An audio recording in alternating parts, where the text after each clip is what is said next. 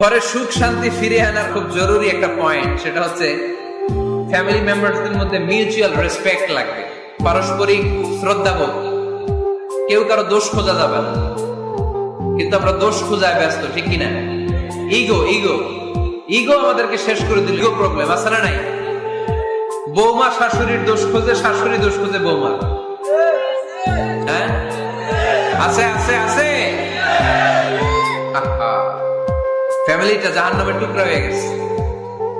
বউ শাশুড়ি দেখতে পারে না, শাশুড়ি বউ দেখতে পারে না, আছে না নাই? এর কারণটা কি শুনি, বলেন। তিনটা উত্তর নিব এখান থেকে। একজন বলেন যে বৌমা শাশুড়ির পিছনে লাগা থাকে, আর শাশুড়ি বৌমার পিছনে লাগা থাকে। বৌমা শাশুড়ির ছায়া দেখতে পারে না, শাশুড়ি বৌমার ছায়া দেখতে পারে না। কারণটা কি? একজন এদিকে আওয়াজ করে। আত্মসম্মানের কারণে। তার মানে ইগো ইগো প্রবলেম। এদিকে একজন। ইসলামের জ্ঞান নাই, মাশাআল্লাহ। আর এদিকে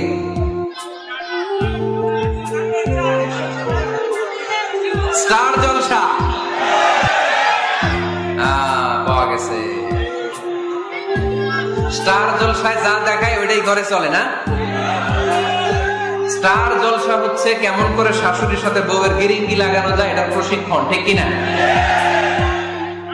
ভয়ঙ্কর। তাহলে এগুলো দেখা বাদ দিতে হবে। এগুলো যতক্ষণ ঘরে থাকবে হবে না, হবে না। রিমোট কন্ট্রোল কেড়ে নিবেন, কেড়ে নিয়ে মাইল লাগাই দিবে।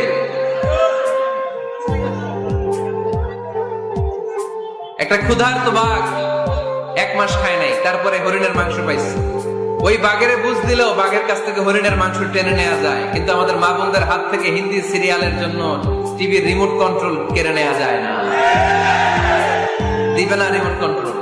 তো এই জন্য আপনাদের কথা অনুযায়ী এই জি বাংলা স্টার জলসা হিন্দি সিরিয়াল হচ্ছে বৌমা শাশুড়ির গিরিঙ্গি বা দ্বন্দ্বের প্রধানতম কারণ। তাহলে হিন্দি সিরিয়ালকে ঝাড়ু পেটা করে বের করে দিতে হবে।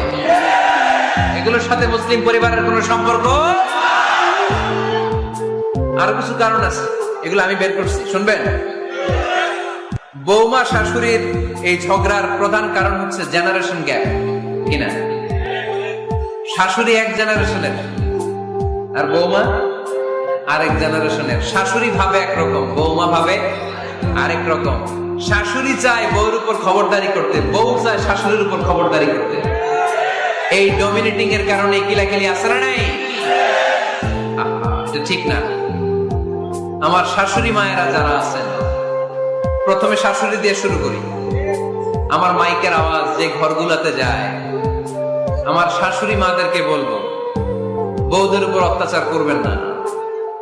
ছেলেরে প্রশ্ন করে, তোর কাছে তোর বউ বড় না আমি বড়? আছে না নাই? এটা একটা প্রশ্ন হইল। তোর বউ বড় না আমি বড়? দুইজনেই বড়। দেখ, ছেলে সুন্দর উত্তর দিছে, আমার কাছে ভালো লাগছে উত্তরটা শুনে।